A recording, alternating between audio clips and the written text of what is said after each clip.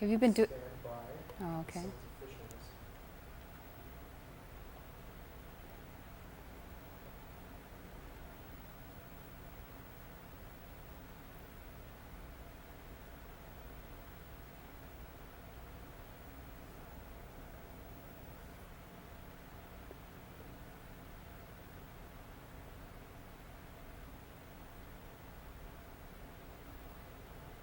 Seconds till flute. You know what it means? Mm-hmm.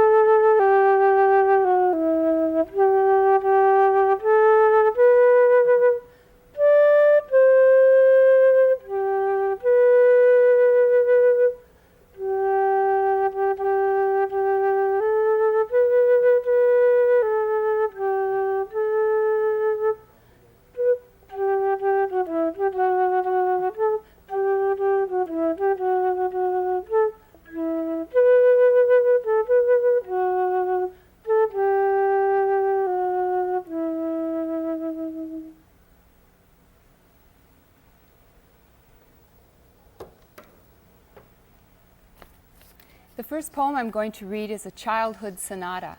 I grew up in Fridley, Minnesota, and I feel that when it was farm country, and I feel that growing up in that particular area, having my own woods and creek and sand dunes, gave me the beginnings of becoming a poet. A Childhood Sonata. Grandpa, in long underwear and wool pants, plows hot fields while father builds the brown house among pines. I ride the poplar bent by the wind and peer down at wild horses grazing on crab apples. Summer sweet corn, sun-ripe raspberries, I check each belly hole for the worm. The bobcat howls from the ditch, his green eyes glow. Bats wait in the basement. Each night I swallow my fear of the dark and race down the long dirt driveway to fetch the evening paper in the mailbox. From the dark road, I see my parents sitting under the light at the supper table. In unison, they lift their forks from their plates to their mouths and back again. On long, rainy afternoons, I skate across linoleum, yodeling my father's tunes and singing, "I don't want a ricochet romance." Grandma bakes hot caramel rolls. Mother makes prune whip and cans cherries. Corduroy quilts, cotton dresses, and African violets. A yellow kitchen scent of rice pudding and hours of paper dolls spread on steep attic stairs. A whippoorwill calls.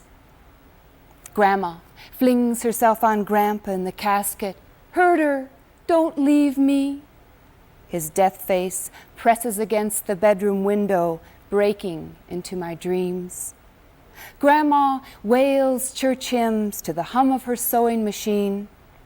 A flock of turkeys chase the feed cart. Red ripe tomatoes bubble in the canning pot. 3 sisters, blossoming plum trees, and the taste of sour, sweet clover.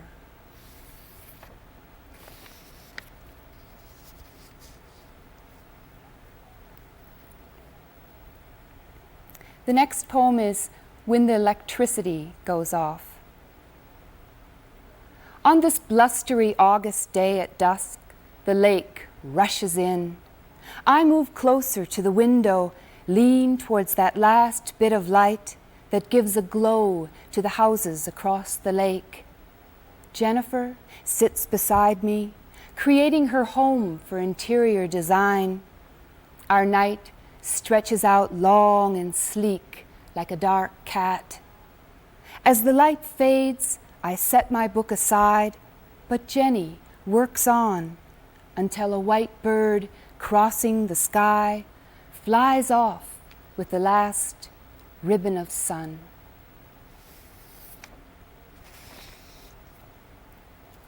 In recent years, I've become a bird lover, and I raised a Peking duck. And while I was living on Lake Carnelian last year, I fell in love with the gray heron. And this poem is called Proposition for the Gray Heron. Swooping out of the sky, in a moment balanced, so thin, like a Japanese brush painting, a single stroke. Only your few long feathers in the wind, while your yellow eye, the color of pollen, aware of the fisherman's every move as he trolls past, not noticing you, watching me, watching the water. Why go through it this year, your dangerous search for some warm place to wait until the lake thaws?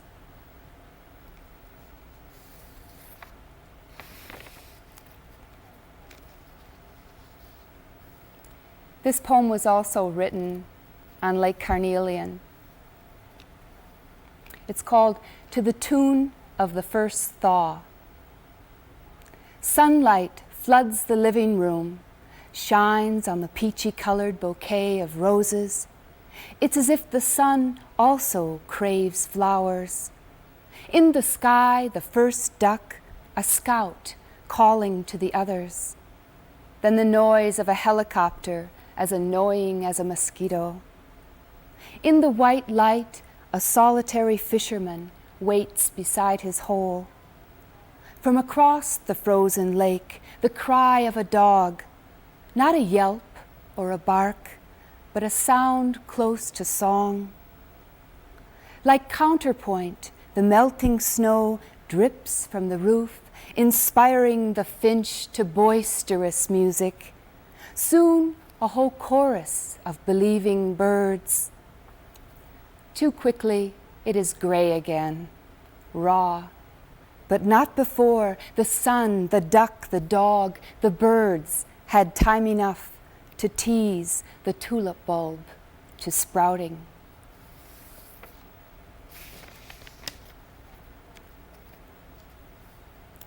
This next poem is called Relationship. And often when we think we're very secure in our relationship, suddenly something will happen or something will change, and we'll realize how frail it actually is. Relationship. Look how it gropes at the buttons on my blouse. Look how frail it appears this morning, as though out the door it could blow away like a dandelion seed.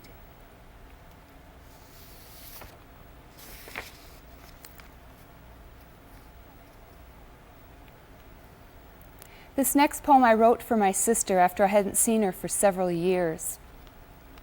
She lives in Detroit Lakes, Minnesota. It's called Sailing with My Sister, for Kathy. Again we meet, with 2 more years between us. Only on the boat in the windy afternoon can we break the silence with talk about our children. As we glide across the water in midlife, you control the sail, I work the jib. We don't mention our childhood fights, the holes you cut in my dress, my teeth marks in your shoulder. See how well we manage the boat now, just the 2 of us, riding a strong wind. I want to grab the sails, swing you over to my side. I want to say that I carry you just under the skin. You escape sometimes in the tone of my voice. You appear in my dreams as the capable one. You glance at me from the mirror, the loon on the lake again. This past summer I've been traveling to rural Minnesota on the Minnesota Chautauqua circuit and have had a chance to meet firsthand a lot of the farmers and find out what they're dealing with the farm crisis.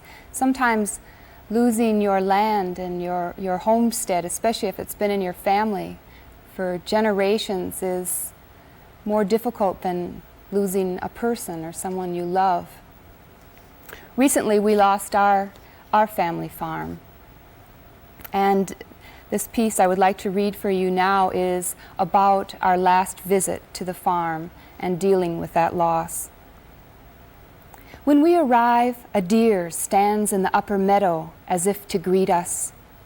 Your grandmother Luli's spirit has come to bid us farewell. She stands in the sun, perfectly still. The light shines through her alert ears, making them appear translucent. She listens as we stop our car to talk to her in low, soft voices.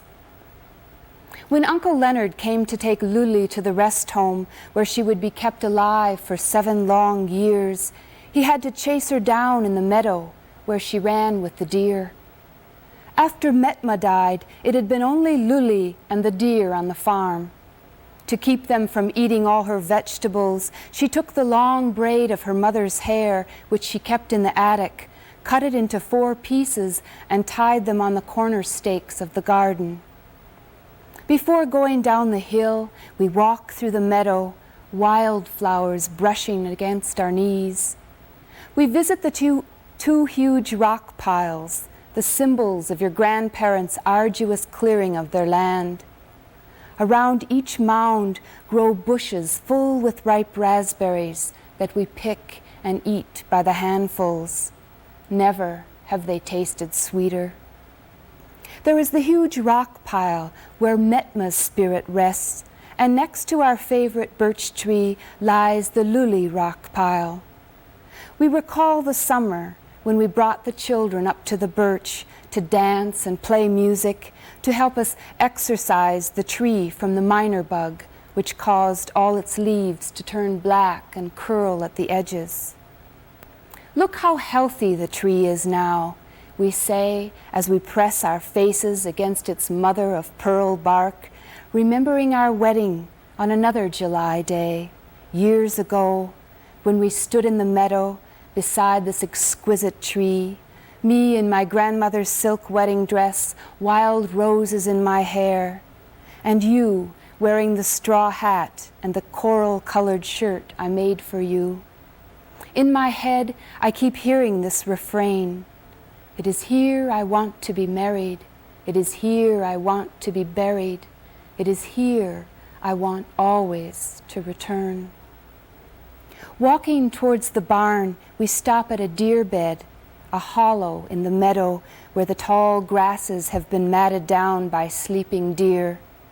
We lie there, as we have so many times before, soaking up the sun.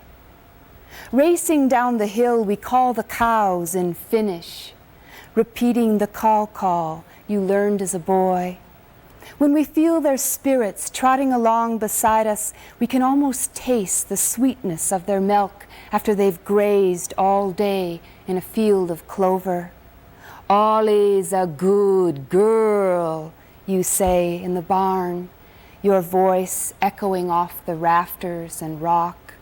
Nellie's a good girl, I say, and then we rush out of the barn to walk together in silence down to the lake.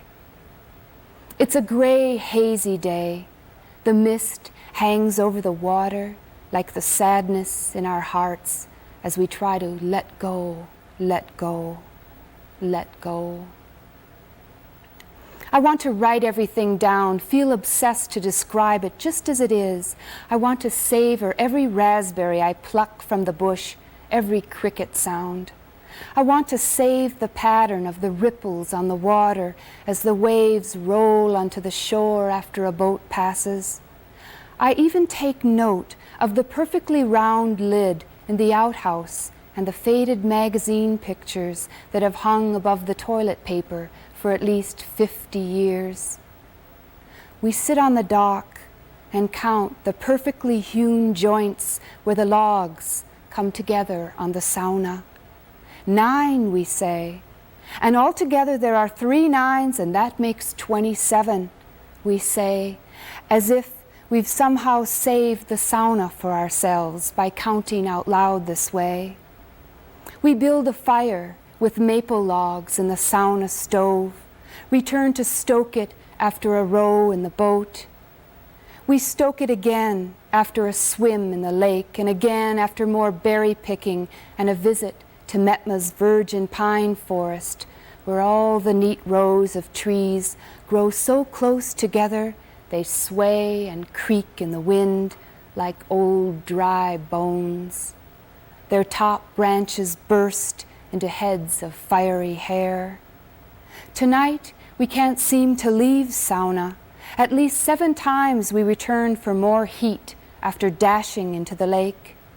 As we sit on the dock under a half moon, our bodies steaming, we understand what one's heart must feel as it lets go of life. A loon calls from across the lake, a sound between a cry and a laugh. The same sound lingers in our throats until we wrap our arms around each other and weep.